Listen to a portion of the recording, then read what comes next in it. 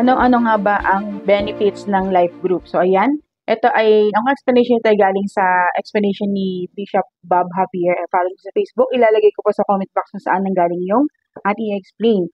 So ang benefits ng life group ay number 1, spiritual growth and discipline. Yan, nakala ng iba, simpleng Bible study lang siya, pero hindi lang siya boring, hindi lang siya basta simpleng Bible study kasi ito ay fellowship. So ito, aside sa nag-aaral tayo ng, syempre, about sa Bible, ay mostly pinag-aaralan dito ay yung mga pinag-aaralan ng Sunday. And tapos, meron siyang kwentuhan, eating fellowship, minsan may heart-to-heart talk. So dito sa life group, dito na pag-uusapan yung application ng mga natutunan natin sa church. Ayan, so dito, ayan, may mga question and answer, para talaga siyang typical na kwentuhan lang na talagang about Bible at saka about sa application ng buhay natin. Dito din, nahuhubog yung heart, na-mend. So, bago ako nakilala sa Lord, sobrang tigas ng heart. So, dito pala sa life group, dito na-mend yung heart. So, ilang years din ako na puro Sunday lang, walang growth. Siyempre, importante yung pag-attend ng Sunday, pero importante din kasi yung fellowship. So, yun ignite yung heart mo pag nadidikit ka sa mga kapatiran. So, yun, na-open na ako sa life group and outreach, doon na na-mend yung heart, doon na pa-process yung heart natin. So, hindi mo lang kasi siya makikita agad yung epekto sa paisa-isang attend lang. Pag tuloy-tuloy ka, doon mapapansin mo na pag ina-assess mo yung sarili ko, nga no, ganito ko dati, ito na yung epekto sa akin ngayon. Di ba? Napag-uusapan sa live group ang application. So sabi dito sa Colossus 3:16 sa ESD, hayaan ninyong manahan ng lubusan sa inyong mga puso ang mga aral ni Kristo. Paalalahanan at turuan nyo ang isa't isa ayon sa karunungang kaloob ng Diyos. Umawit kayo ng mga salmo, himno at iba pang mga awiting espiritual na may pasasalamat sa Diyos sa mga puso ninyo. So ayan, sa life group, meron din kasi siyang part na may praise and worship tayo. Doon kakanta. At yung praise and worship ay para kay Lord, hindi siya performance. So ayan, number 2. Number 2 is accountability. Ayan, sa Tagalog, pananagutan. So ayan, ang paglago is kahit naman sa ang aspect, hindi siya meant to be alone. Hindi siya meant to do it alone. Diba? Hindi naman mahirap. Sabi nga, no man is an island. Diba? Hindi ka magrugulo kung mag-isa mo lang. Hindi mo dapat i-isolate yung sarili mo. So, sa life group, meron tayong accountability wherein bawat isa sa atin, lalo-lalo na yung leader, ay may kamustahan. Aside pa sa oras ng life group natin ay usually yun, para talaga tayong magkakapatid, nagkukumustahan. Minsan nga iba, halos araw-araw magkasama. So, hindi siya yung typical na pag kinumusta, kumusta ka? Okay lang, puro gan okay lang. Pero deep inside, hindi. So sa mga kapatiran, sabi nga sa preaching ay 'di ba sa word kasi is blood is thicker than water. Sa Bible is spirit is thicker than blood.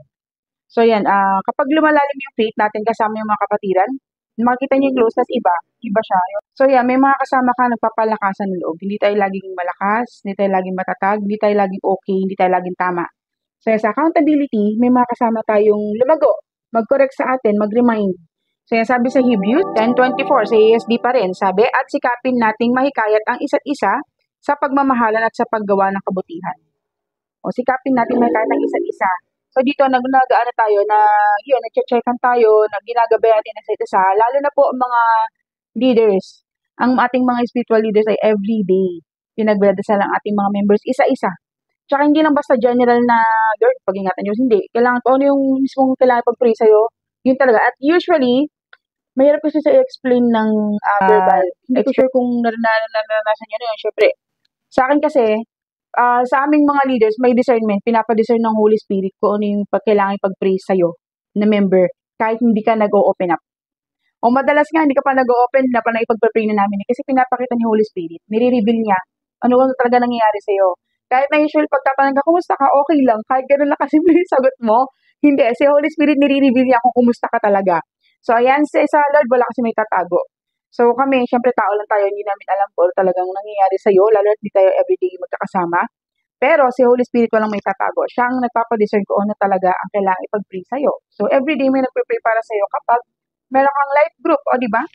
Number 3, meron kang fellowship and relationship. Ayan ang benefits number 3. Di ba? Dito, hindi ka lang basta pupunta sa church, attend, alis na. Di ba? Galing din ako sa gandang dating religion pero hindi regardless sa religion dito sa life group, meron tayong fellowship nga, yun, samahan. May samahan siya talagang kapatiran, hindi lang siya basta magkaka-church. Talagang parang family.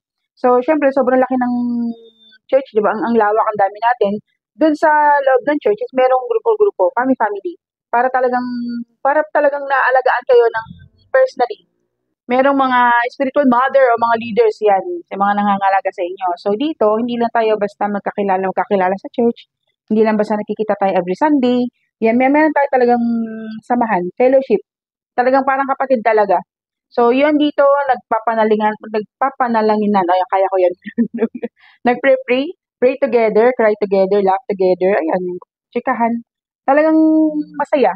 Sana ma-experience nyo din, ba? O yan, may mga totoong concern sa'yo.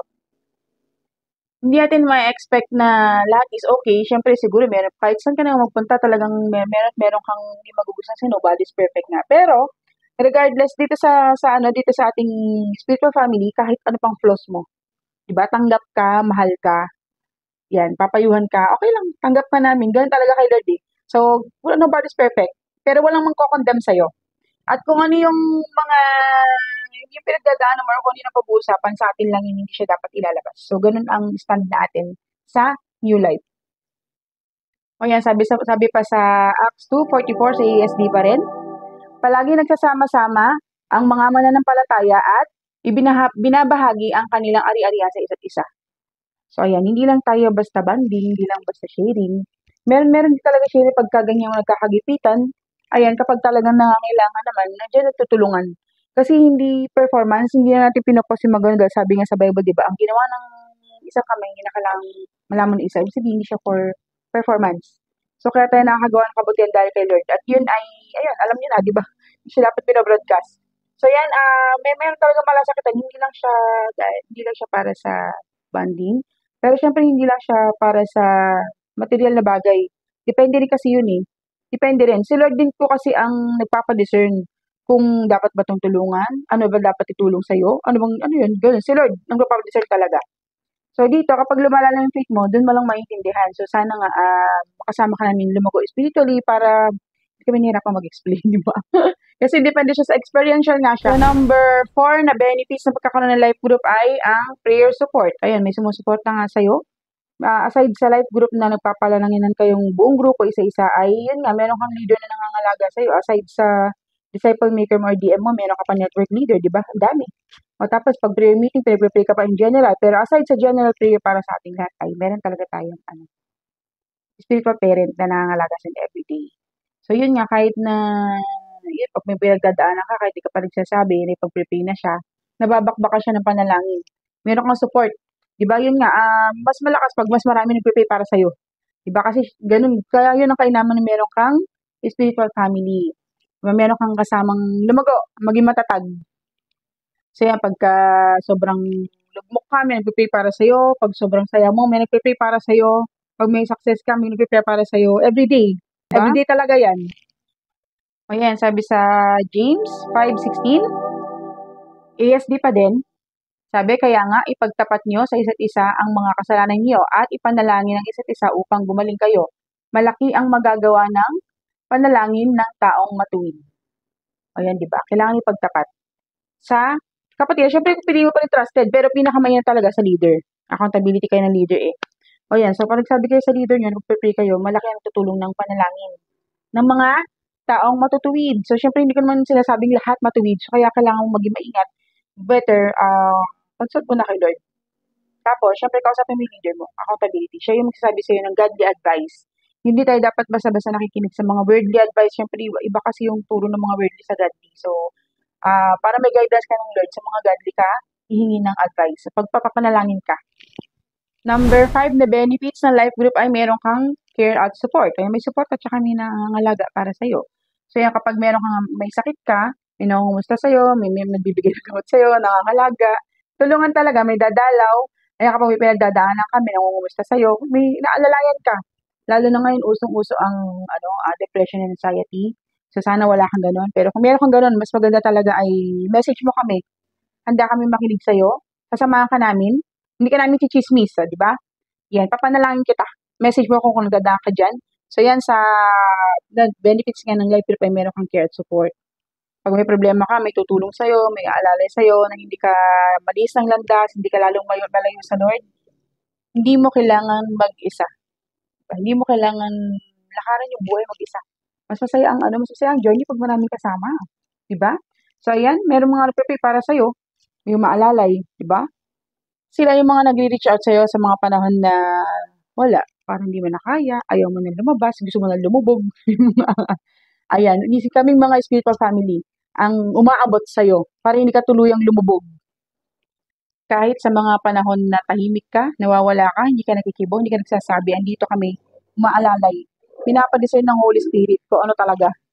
O, sabi nga sa Galatians 6:2 ASD, sabi, tulungan niyo ang isa't isa sa mga problema at sa ganitong paraan ay matutupad din niyo ang kautosan ni Kristo. Tulungan ang isa't isa. Talaga Diba? namang dapat tumutulong tayo sa iba, kaya lang priority kasi yung spiritual family muna. Ganon. Meron tayong sariling circle, magtulungan tayo, yan, para mas maganda talaga mag-open up ka. Diba? Para mag-pray ka.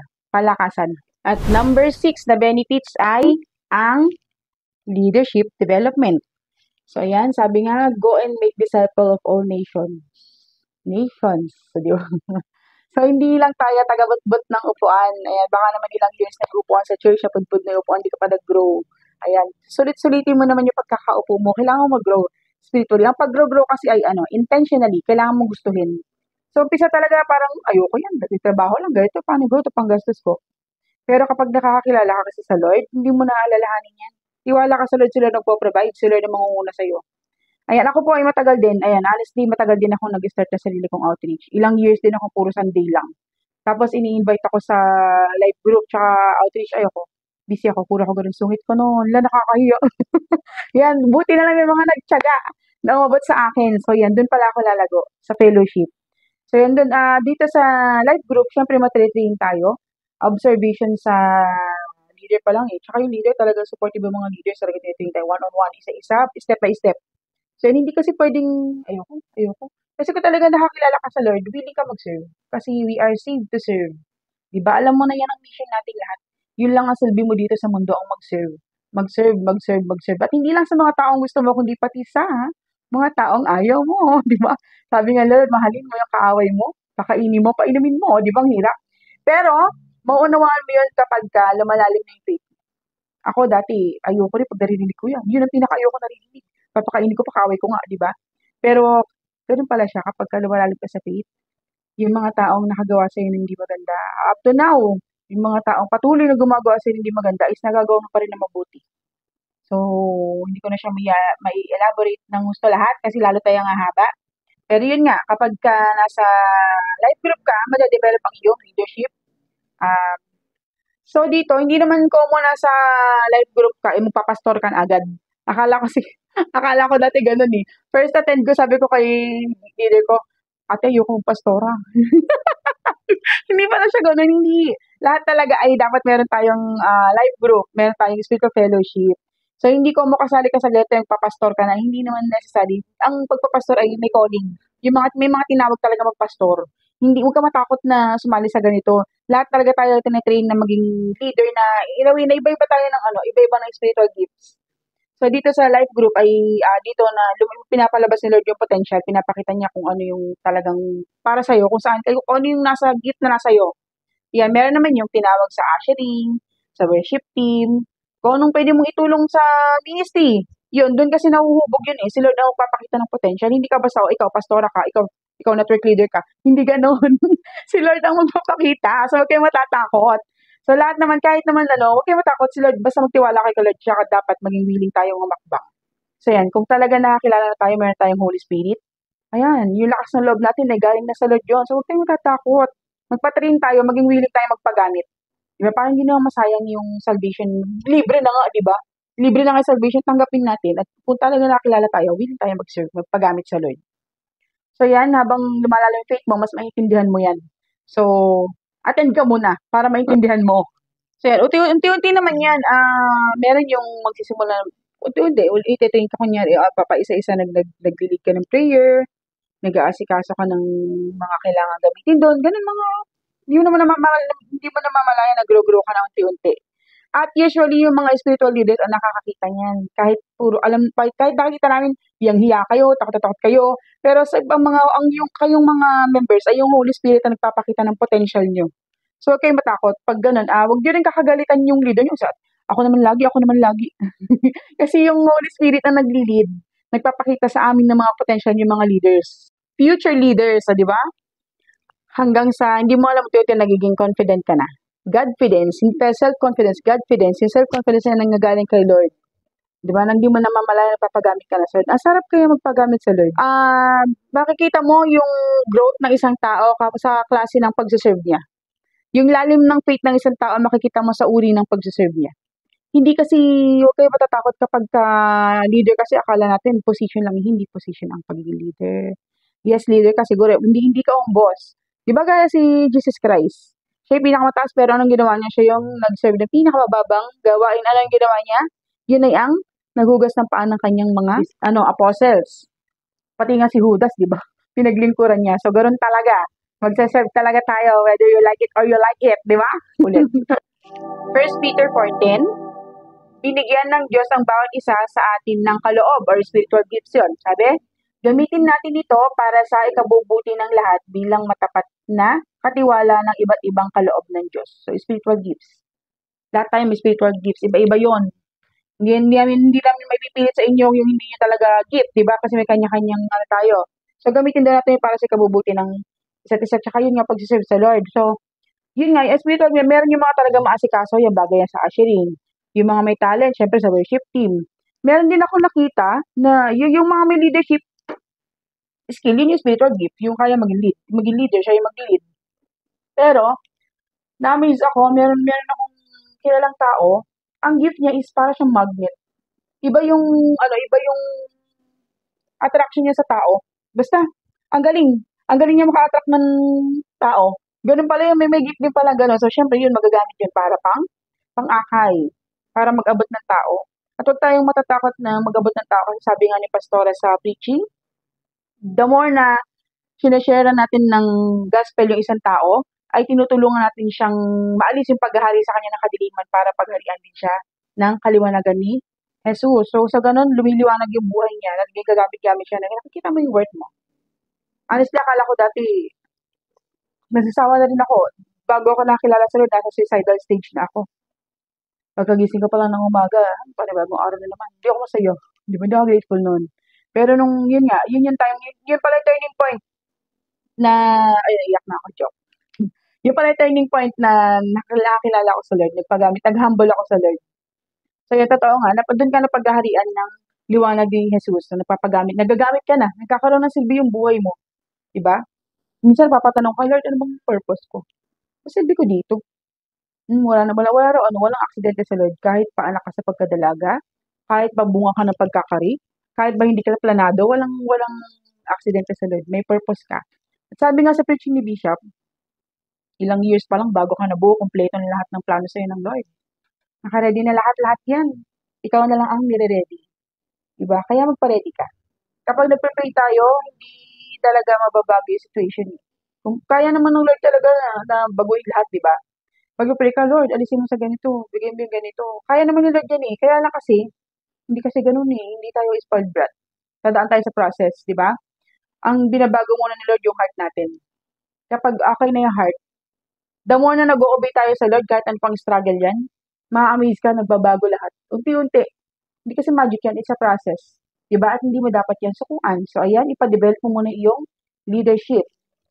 At number 7 na benefits ay ang evangelism and outreach. So, dito sa life group, unti-unti na kapag evangelize tayo, hindi nila namamalaya na outreach na sila.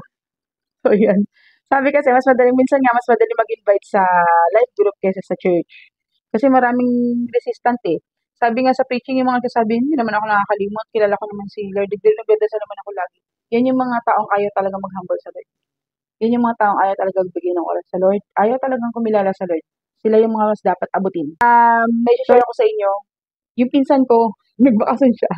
Hello, Jimboy. Nagbakasyon siya. Galing siyang Bicol. Doon siya nakatira. So, nagbakasyon lang siya dito. Usapan. Parang nasa 1 week lang yata siyang babakasyon sana. So yan, maghahating gabi na, around 11 p.m. Ganun. Nagkakwentuhan kami dalawa sa likod. Kunyari, habang nag-ano ako na, nagsasampay ng mga nilabahan. Di unti-unting nagkakwentuhan kami, bigla na ipapasok ko na yung lesson 1 ng outreach. Yun lang, natapos namin yung buong lesson 1 ng outreach natapos namin na hindi niya alam. And then next day, alika na, mag-lesson 2 tayo. Tawa siya ng tawa. Talaga, hindi ko alam na na-outreach pa pala ako. Pero nakakatuwa, natapos niya yung tatlong booklet ng outreach lesson. Ang laki ng nag-epekto sa kanya. Ang nakaka-amaze yung pagkilos ng Lord sa kanya.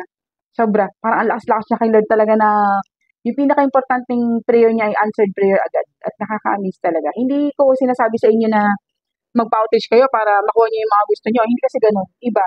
Si Lord nakikita niya yung totoong motibo ng heart at mind natin. Hindi tayo dapat after lang doon sa kailangan natin. Dapat maging willing muna tayo magpaayos.